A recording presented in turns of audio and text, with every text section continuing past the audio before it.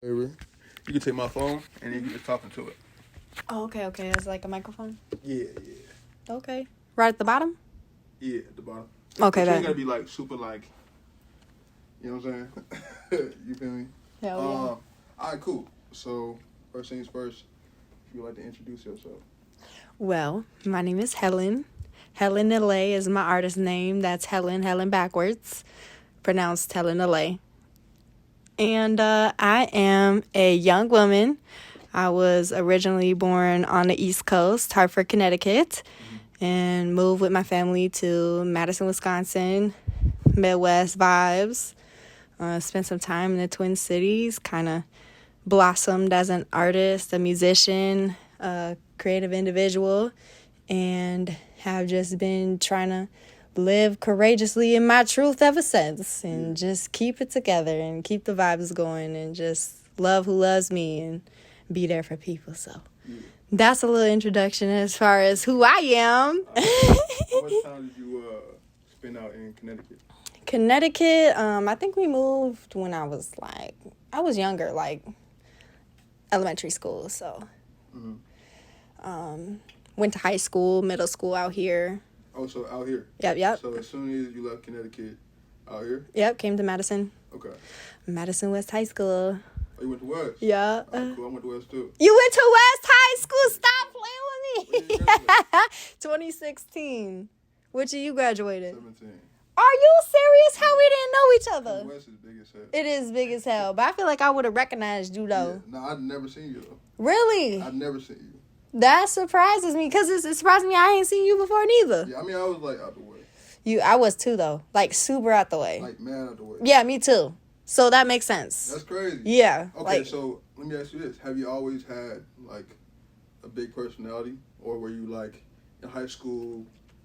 Like, how were you in high school? So I've always had a big personality. I've always been crazy, like just like borderline, like okay, this lady weird, but like she cool, she funny. Like I just have always kind of been definitely bubbly, personable, stuff like that. But that was only so very far. Like I was extremely introverted as far as my social life. So I was the type of person where like we'd be in class and we'd be cool, we'd be joking. Like I got in trouble for talking in class all the fucking time. Like that was my vice. But it did not go farther than that. Like I had one best friend I spent time with. I think I went to one party in high school, like my entire 4 years. So I was extremely introverted. I would go home and sit in my room and draw and do my own little things. Word. Yeah, I was not really like in a sociable crowd. Like I didn't have a group of friends. I had a few friends here and there, like friends I played volleyball with, and I had just one best friend. We would go do snowboarding and shit. Like that was the type of shit I like to do. So But beside that, yeah, I was not like in a crowd. I didn't go to parties. I wasn't like, even during lunch, like, I wasn't like in a mix like that. Right. So even after high school, do you feel like you kind of remained the same, or did you? Hell yeah. Hell yeah. Okay. It's definitely stayed the same. Like I've had my periods, When I was in the Twin Cities, I had some really awesome friends. I did have like a group of friends. We would go out and do stuff, and, people knew who we were, We did a lot of networking. We were a part of lots of events and concerts and stuff like that. Hold on, real quick. Yeah. When did you end up going to the Twin Cities? I think I went to the Twin Cities in 2017. So that was right after you graduated? It was the year after. I took a year off, and actually I joined an intentional community. I joined an intentional community. Yes, after I graduated high school, I joined an intentional community again. I don't think anybody knows what it is. So what that is it's a group of people who come together with like common values or common ideas as to how they want to live and what they want to do during a certain period of time. And they like really stick to those. So our community, basically, we traveled down the Pacific Northwest. We lived outside every single day. So we committed to living off grid, which meant no phones, no computers, no technology. We just wrote in journals and like would go meet with people, like meet with artists or activists or grassroots organizations, people who are really like doing a lot of good work in that area. And we would make dinner with them and just have intentional conversation, like conversation that kind of put you in that crucible, that place that can take the heat. So kind of where we're reaching a different level, like not just the surface kind of. Yeah, really diving deep into Yes, diving deep. who you are. Yes, who you are, who you're around, your environment, what's going on in the world. Like really questioning everything. Everything, and also yeah. coming up with answers together. Exactly. Okay. Were So you already kind of in that bag before you got into the intentional thing, or did this kind of like spark something new inside of you? I would say it definitely was the spark to my spiritual journey. Okay. Because before that, like, I didn't really have any sort of like relationship to my spirituality. Like, I didn't grow up with church. I didn't grow up with no type of faith. So I really struggled like with my mental health and being really depressed and stuff like that. And that period of time, just like living outside every single day with my back on the dirt, like did something to me. Like the weather would affect how I felt, and I would wake up when the sun would rise, and like I would have these crazy dreams depending on what forest I was in. It was nuts. And I never felt so close to myself and in tune with my thoughts and ability to like translate my thoughts and my feelings and then kind of act on those. So I would say that was definitely the spark to my spiritual journey, because after that, then I moved to the Twin Cities, and then I just had a lot of crazy, like weird experiences that were just like, I believe in God. So I really feel like God reached down to me and said like, you're my child and I want you back. So that was kind of my journey. And now I would definitely say like right now I'm still on that spiritual journey. For sure. And we'll never part with that. So Okay. that was a big thing for me, for sure. So everything you gained in that, it was a year, right? It was like 8 months. Okay. So everything you gained in that 8 months. Mm-hmm. And then when you went to the Twin Cities, Mm-hmm. in what way did that kind of translate over there? Because now you're going from like, being Right. in nature and being around people that's like this. Now you're going to like an City. inner city, right? Mm-hmm. Inner city, yes. So how that kind of translate? Do you feel like you kind of gain like new capabilities or understanding? Yeah. It's really interesting that it went that way, just because like when I was off grid for that long, I realized I was like, this is amazing, and I think everybody should have this type of experience sometime in their lifetime. Yeah. But like the way that human society is going, the trajectory is like, it's much more sustainable actually for us to be in cities.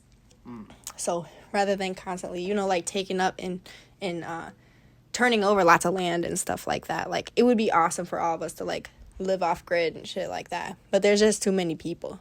I ain't gonna lie, you're like the first person to ever say that take before. Yeah. Because a lot of people be like, oh, live off grid and Yeah. it'll help the woo. No, that's because I did that. You know what I'm saying? I had that experience, and I was like, well, to the same extent, how are we going to really touch others? How are we really going to spread this knowledge if y'all just living off grid? Everybody just living off grid. So you're saying it's important for people to be in concentrated areas? Yes. For at least a period of time? Yes. Right. Yes. Okay. And as far as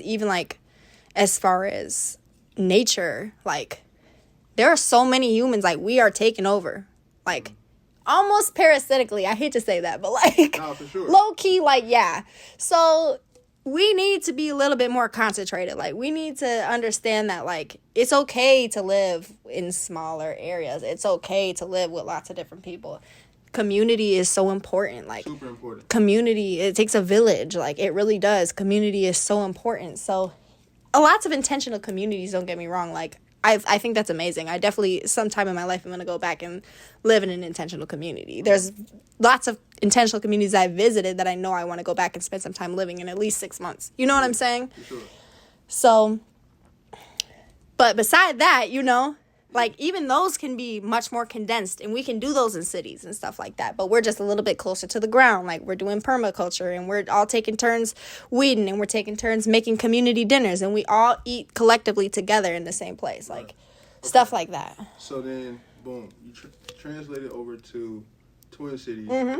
You were there for 6 years. Mm-hmm. So from what I heard, you were doing events, Yeah. tapping in with music. Yeah. Was this your first time tapping in with music? Yeah. Yes. So what all, like, briefly did you kind of touch up on, it's like 6 years of being in the Twin Cities? And, like, for people that don't know, what the fuck is the Twin Cities? Yeah, Twin Cities, Minneapolis, St. Paul, Minnesota. That is, St. Paul is the capital. Okay. And I'm a little biased. I'm a St. Paul gal. You know what I'm saying? I lived in the Midway. So St. Paul is different than Minneapolis? Yes. So those are two different cities? They're two separate cities, so yes. It's almost like, Madison and Milwaukee?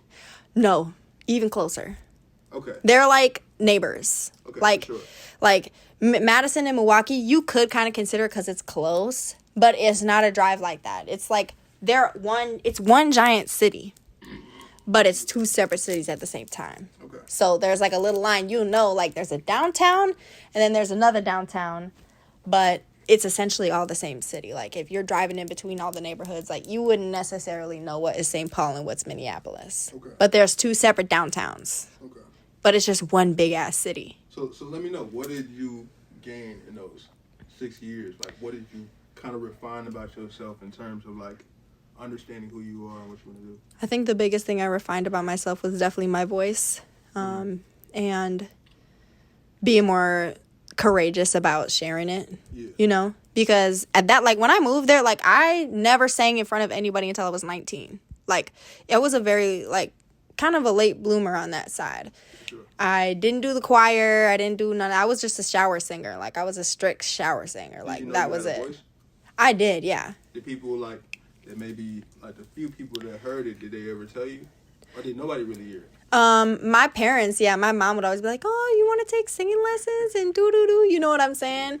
But beyond that, no, I definitely didn't let nobody hear that until I actually went to college. I was going to Helen University in St. Paul, and my roommate was like, "Damn!" She was like, "You got a voice, girl. Like you should sing." You went to college out there too. Yep. Okay.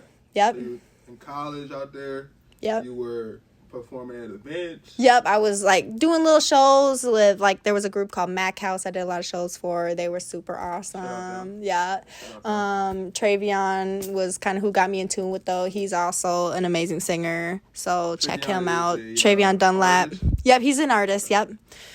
And then it was like every single person that I met when I moved to the Twin Cities was an artist, was a musician, was a producer, was an engineer, like was a creative individual. So it was like, oh, like my vibration was being matched by other people who were at that same type of frequency. Yeah. So now that you kind of had like that time you spent locking in with your inner self, that kind of helped you prepare to be like, all right, now I'm able to like. Yeah, now I can see myself there. Yeah. Because before I would have never seen myself as someone who could do that, who can make music. Mm-hmm. Like, always deep down, I had that vision of myself. Yeah. But realistically, hell no. And now it's to the point where I realize I'm so one of one that it is essential that I share my art with the world. You know what I'm saying? So, boom.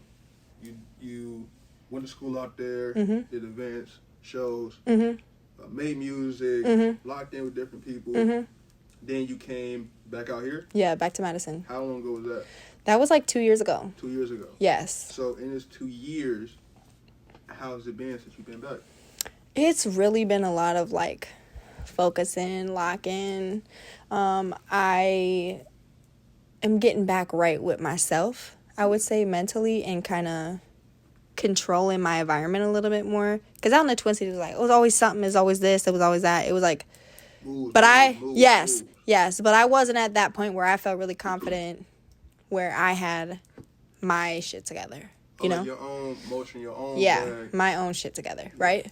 So that was kind of my thing with coming back to Madison. And honestly, the real reason why I came back to Madison as well was that I was just struggling, like, mentally. Like I didn't say this earlier. I meant to say this. But when I came back from, like, living on that bus and traveling and living outside with that intentional community, I was one of, like, 6 people.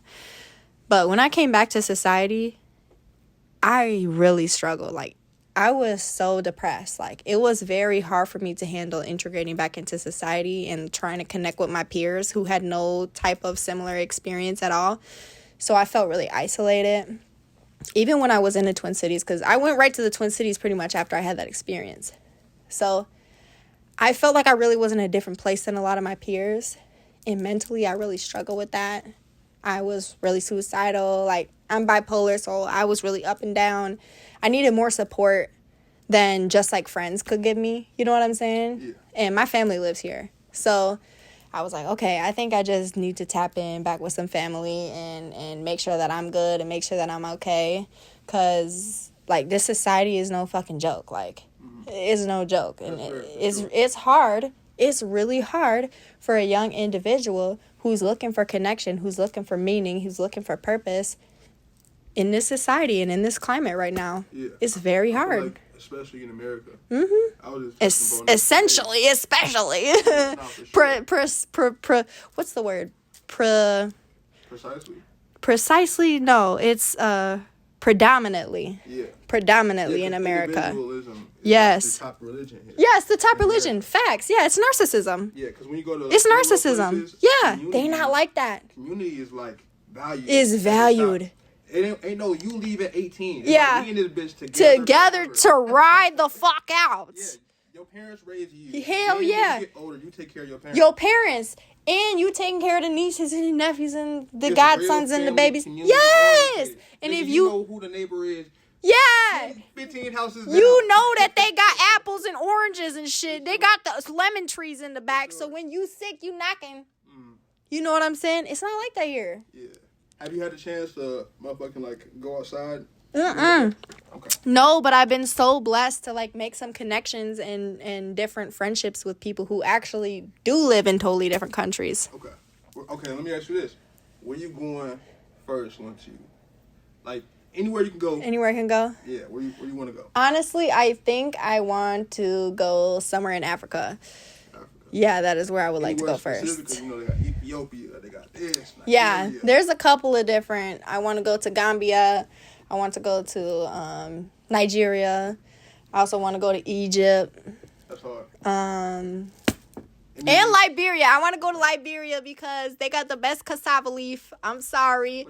My friend, cassava leaf is the most delicious food in the entire world. Like, I don't know how to explain it, but cassava leaf stew, they put like turkey legs and shrimps. Oh, so you didn't have like African cuisine? Oh, yeah. In the Twin Cities, yes. Twin Cities is a huge, what's the word? Yes, it's a big immigration hub. So there's tons of different cultures, ethnicities. Okay. So could you say like the Twin Cities is like a Midwest metropolis? Oh, yeah. Like a New York? In my head, for sure. Okay. Definitely more than Chicago is. Because people aren't like immigrating to Chicago.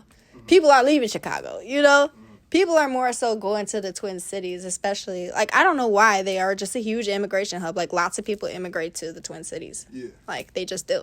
Okay. So, yeah. Sure. It's also, it's a pretty liberal hub in the Midwest.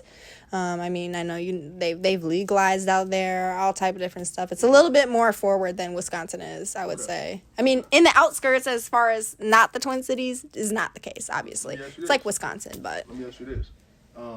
You've had a chance to, like, go to Milwaukee, tap in, politic with motherfuckers. Mm-hmm. So, Twin Cities, that's Minnesota, right? Yep. Okay.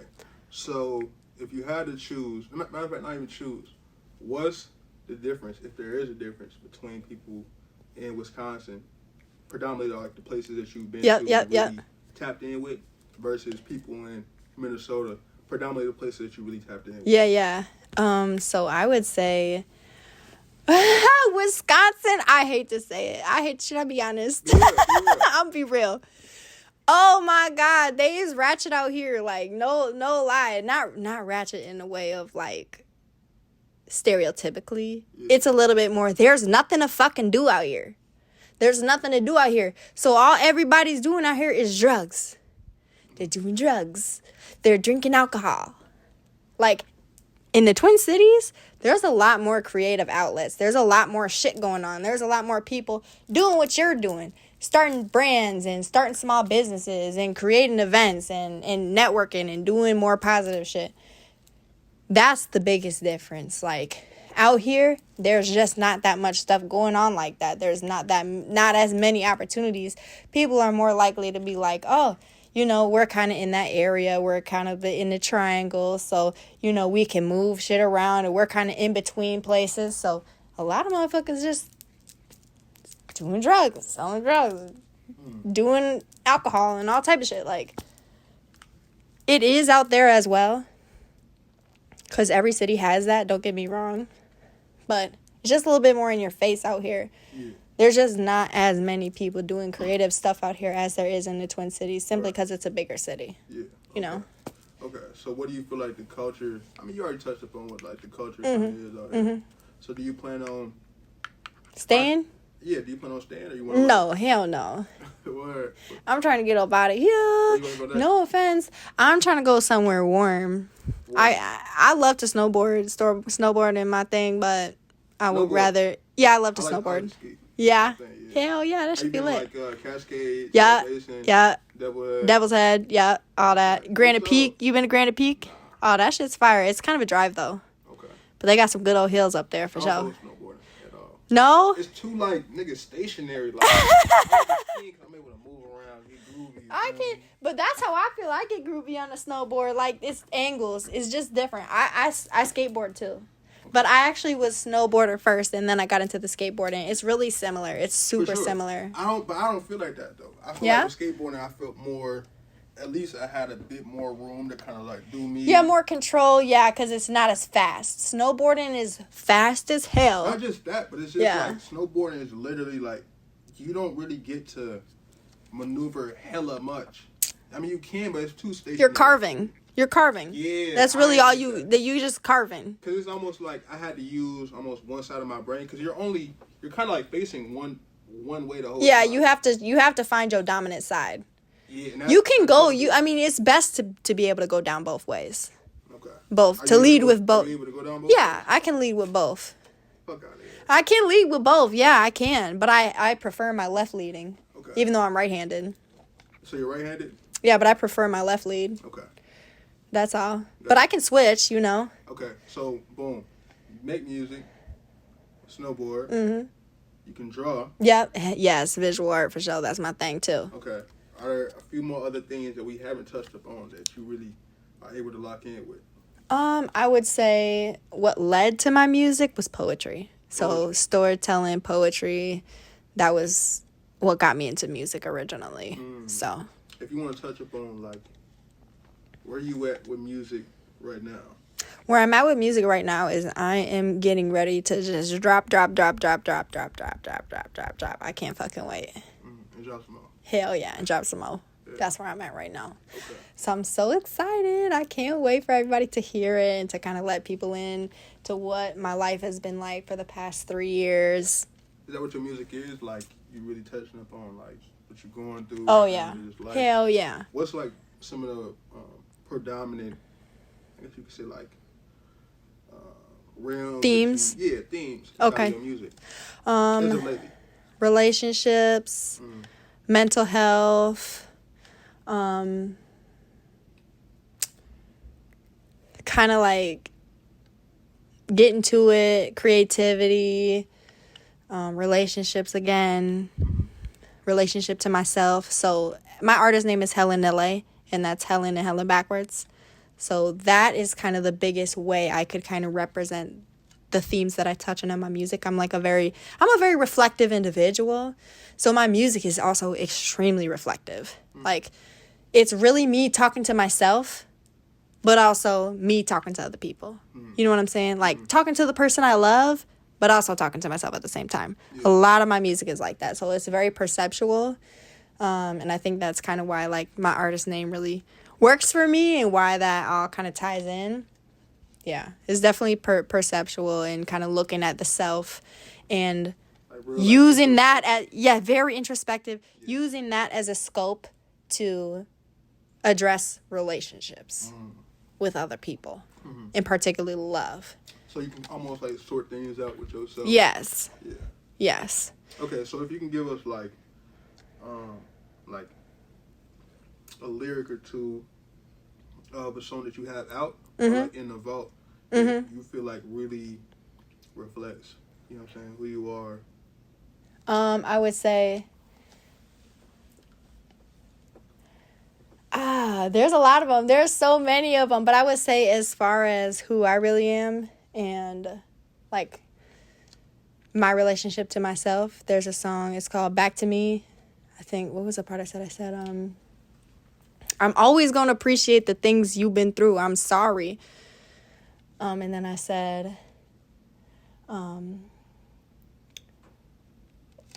something like, I'm sorry if you felt I was abandoning you. just look how it grew. And as long as we stick together, we gonna make it through. Was there something specific that was pertaining to? Yeah, that was me talking to my inner child, but then also like talking to the person that I loved at that time. Was it a while ago?